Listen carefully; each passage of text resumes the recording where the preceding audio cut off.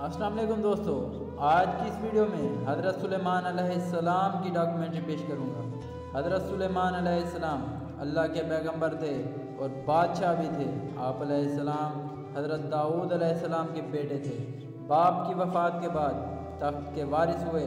آپ علیہ السلام کے پاس ایک انگوٹھی تھی جس میں اللہ نے ایک خاص خوبی رکھی تھی۔ اس معجزاتی انگوٹھی کی بدولت آپ علیہ السلام کو بادشاہی ملی۔ ایک مرتبہ ایسا ہوا کہ جس انگوٹھی کی بدولت آپ علیہ السلام جن و انس حیوانات پر حکومت کرتے تھے وہ گم ہو گئی۔ اس کا گم ہونا تھا کہ آپ تخت سے محروم ہو گئے، جس کی وجہ سے ہاتھوں سے سلطنت نکل گئی۔ یہ انگوٹھی شیطان کے ہاتھ لگ گئی۔ کچھ عرصے بعد شیطان کے ہاتھوں دریا میں گر گئی۔ انگوٹھی مچھلی کا نوالا بن گئی۔ ایک مرتبہ مچھیروں نے مچھلی پکڑنے کے لیے دریا میں جال ڈالا تو یہ مچھلی بھی جال میں آ گئی۔ مچھیرے بازار لے گئے اور بیچ دیا۔ حضرت سلیمان علیہ السلام کے خادموں نے مچھلی خریدی۔ اتفاق کی بات یہ ہے یہی مچھلی خادموں کے ہاتھ لگ گئی۔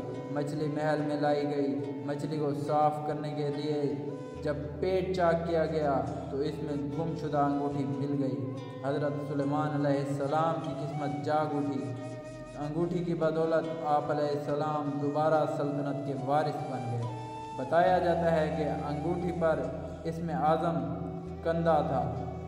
جنات بھی آپ علیہ السلام کے تابع تھے۔ آپ علیہ السلام اپنے بیشتر کام جنوں سے لیا کرتے تھے۔ حضرت سلیمان علیہ السلام ایسی حیرت انگیز خوبیاں تھیں جو کسی بادشاہ میں نہیں تھیں اور نہ قیامت تک کسی کو نصیب ہوگی۔ ایک مرتبہ حضرت سلیمان علیہ السلام نے اللہ سے دعا مانگی کہ میرے بعد آنے والوں کو ایسی حکومت نصیب نہ ہو۔ آپ علیہ السلام کی دعا قبول ہوئی۔ آپ علیہ السلام انسانوں، جنوں، حیوانوں اور ہوا پر حکومت کرنے لگے تھے۔ حضرت سلیمان علیہ السلام نے اپنے باپ حضرت داؤد علیہ السلام کی خواہش کے مطابق فلسطین میں ایک عبادت خانہ تعمیر کیا۔ اگرچہ تعمیر کرنے کا ارادہ حضرت داؤد علیہ السلام نے اپنی زندگی میں کیا تھا، لیکن زندگی میں ان کی یہ خواہش پوری نہ ہوئی۔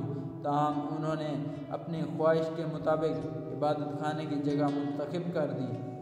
حضرت داؤد علیہ السلام کے بعد حضرت سلیمان علیہ السلام نے اپنے دور حکومت میں عبادت خانہ تعمیر کرایا، اس لیے اس عبادت خانے کا نام ہیکل سلیمانی پڑا۔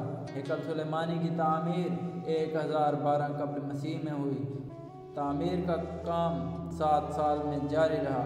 روایت کے مطابق بہت بھاری تعداد میں لوگوں نے تعمیر کرنے میں حصہ لیا۔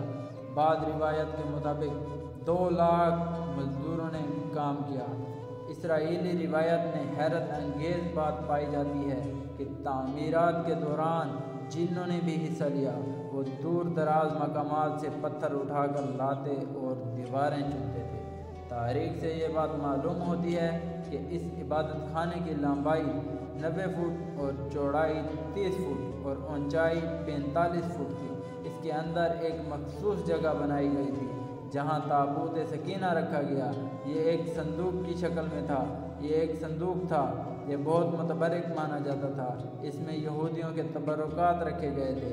قرآن کریم میں اس کے کچھ ارشادات ملتے ہیں، وہ یہ کہ جب اسرائیلیوں کے ہاتھوں سے یہ متبرک صندوق نکل گیا تو فرشتے اس کی حفاظت پر مامور تھے۔ اس میں آل موسیٰ اور آل ہارون علیہ السلام کی نشانیاں تھیں، اس لیے ان کے نزدیک یہ صندوق بہت متبرک مانا جاتا تھا۔ روایت ہے کہ عصائے موسیٰ بھی اسی صندوق میں تھا اور یہ عصا حضرت شعیب علیہ السلام نے حضرت موسیٰ علیہ السلام کو عطا کیا تھا۔ ان میں پتھر کی وہ تختیاں تھیں جو طور سینہ پر اللہ تعالیٰ نے حضرت موسیٰ علیہ السلام کو عطا کی تھی۔ اس میں 9 ادرات کے نسخے بھی تھے۔ جب طالوت اسرائیلیوں کا بادشاہ بنا تھا تو یہ صندوق دوبارہ بنی اسرائیل کے ہاتھ آیا۔ تابوت سکینہ حاصل کرنے کے لیے طالوت کو جنگ لڑنا پڑی۔ یہ جنگ کافروں سے لڑی گئی۔ اس جنگ میں طالوت نے اللہ تبارک و تعالیٰ سے دعا مانگی تھی، اے رب مجھے صبر کرنے کی صلاحیت عطا کر۔ مجھے ثابت قدم رکھ اور کافروں پر فتح دے۔ تاریخ سے یہ بات ثابت ہوئی ہے کہ فلسطین ہر زمانے میں حملے ہوتے رہے۔ کبھی بابل نے تباہی مچا دی، کبھی رومیوں نے حملہ کیا۔ عراق کا قدیم نام بابل تھا۔ جس نے بھی حملہ کیا حضرت سلیمان علیہ السلام کا تعمیر کیا ہوا عبادت خانہ ہیکل سلیمانی کو بھی نشانہ بناتے رہے۔ ایک مرتبہ بابل کا بادشاہ بخت نصر نے فلسطین پر حملہ کیا اور ہیکل سلیمانی کو تخت و تاج کیا اور اسرائیلیوں کا قتل عام کیا۔ بخت نصر فلسطین سے 10 لاکھ یہودیوں کو کھدیڑ کر عراق لے گیا اور وہاں غلام بنایا۔ بخت نصر کے عہد کے بعد پھر یہ قوم فلسطین میں آ کر آباد ہو گئی۔ رومی بھی اکثر فلسطین پر حملہ کرتے رہے۔ ہیکل سلیمانی کے جو بھی نشانات تھے حملوں کی زد میں آ کر مٹتے رہے۔ آخر میں روم کے ایک بادشاہ ٹیٹس نے ہیکل سلیمانی کو آگ لگا کر بالکل تباہ کر دیا، حتیٰ کہ اس کے وجود کی دھندلی نشانی بھی نیست و نابود ہو کر رہ گئی۔ یہودیوں کا دعویٰ ہے کہ ہیکل سلیمانی کی زمین پر مسجد اقصی تعمیر کی گئی، اس لیے یہ یہودیوں کی ملکیت ہے۔ آج بھی یہ تنازع ایک مسئلہ بنا ہوا ہے، جس کی وجہ سے بیت المقدس کی سرزمین پر آج تک جنگ جاری ہے۔ اسرائیلی مسجد اقصی کو شہید کرنے کی کوشش میں لگے ہوئے ہیں۔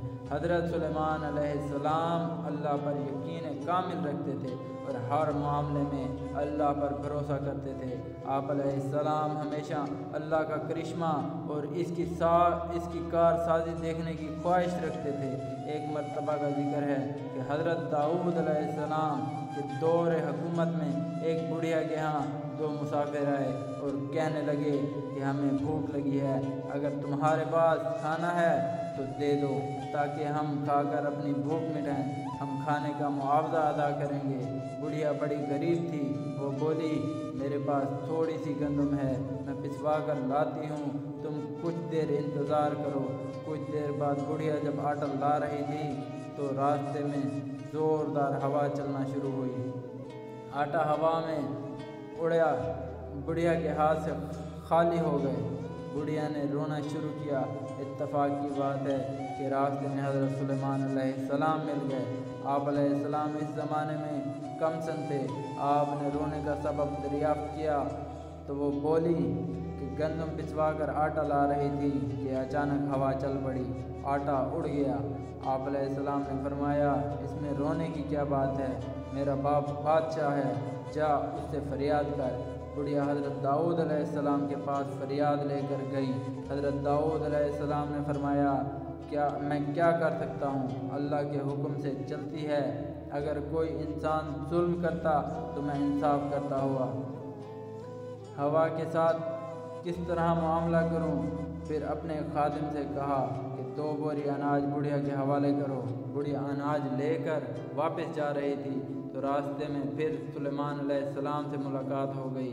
آپ علیہ السلام نے بڑھیا سے دریافت کیا، اس نے بتایا کہ بادشاہ نے 2 بوری اناج دیا ہے، وہ میں لیے جا رہی ہوں۔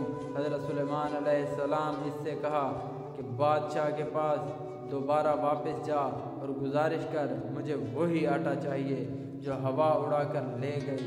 اور بڑھیا نے حضرت سلیمان علیہ السلام کے کہنے پر عمل کیا اور بادشاہ کے پاس گئی اور وہی بات کہی جو حضرت سلیمان علیہ السلام نے بتائی تھی۔ بادشاہ بڑھیا کی بات سن کر پریشان ہو گیا اور سوچنے لگا میں ہوا سے یہ بات کس طرح کہوں۔ پھر بادشاہ نے بڑھیا سے دریافت فرمایا کس کے کہنے پر اس طرح کی بات کی ہے۔ بڑھیا نے جواب دیا کہ راستے میں ایک کم سن لڑکا ملا، اسے تمام ماجرا سنایا تو اس نے مجھے سکھا کر بھیجا ہے۔ حضرت داؤد علیہ السلام سمجھ گئے کہ سوائے سلیمان کے دوسرا کوئی اس طرح کی بات نہیں کر سکتا۔ آپ علیہ السلام نے سلیمان کو دربار میں بلا کر دریافت فرمایا کہ میں کس طرح ہوا سے آٹا لے کر دوں، یہ بات تو میرے لیے ناممکن ہے۔ سلیمان علیہ السلام نے بادشاہ سے کہا کہ آپ پیغمبر ہیں اور بادشاہ بھی، آپ دعا کریں تو وہی آٹا واپس آ سکتا ہے۔ آپ نے دعا کی اللہ نے آپ علیہ السلام کی دعا سن لی۔ اللہ نے ہوا کو انسانی شکل میں آپ علیہ السلام کے پاس بھیجا۔ حضرت داؤد علیہ السلام نے ہوا سے دریافت کیا کہ اس بڑھیا کا آٹا کیوں اڑا کر لے گئی؟ ہوا نے جواب دیا کہ اللہ کا یہی حکم تھا۔ پھر حضرت داؤد علیہ السلام نے ہوا سے پوچھا کہ اس بارے میں جو معلوم ہے ہمیں بتاؤ۔ ہوا نے پورا واقعہ سناتے ہوئے کہا، سمندر میں ایک کشتی آ رہی ہے، اس میں کچھ تاجر بیٹھے ہوئے ہیں۔ کشتی میں ایک سوراخ ہو گیا جس سے کشتی کے ڈوب جانے کا اندیشہ پیدا ہو گیا۔ کشتی میں بیٹھے ہوئے تاجروں نے خدا سے منت مانی کہ اے خدا، اگر کشتی ڈوبنے سے بچ گئی تو ہم اس کا آدھا حصہ داؤد علیہ السلام کے دربار میں پیش کریں گے تاکہ وہ غریبوں میں تقسیم کریں۔ ان کی دعا قبول ہوئی۔ ہوا نے بتایا کہ مجھے حکم ہوا کہ اس بڑھیا کا آٹا اڑا کر کشتی کا سوراخ بند کر دو۔ میں نے ایسا ہی کیا۔ یہ گفتگو جاری تھی کہ اسی دوران وہ تاجر بھی نفع کا مال لے کر دربار میں حاضر ہوئے اور آدھا مال غریبوں میں تقسیم کرنے کے لیے پیش کیا۔ حضرت داؤد علیہ السلام نے مال کے 2 حصے کیے، ایک حصہ بڑھیا کو دیا اور سلیمان کو بادشاہی شاباشی دی، کیونکہ ان کی کوششوں سے خدا کی مصلحت کا راز معلوم ہوا۔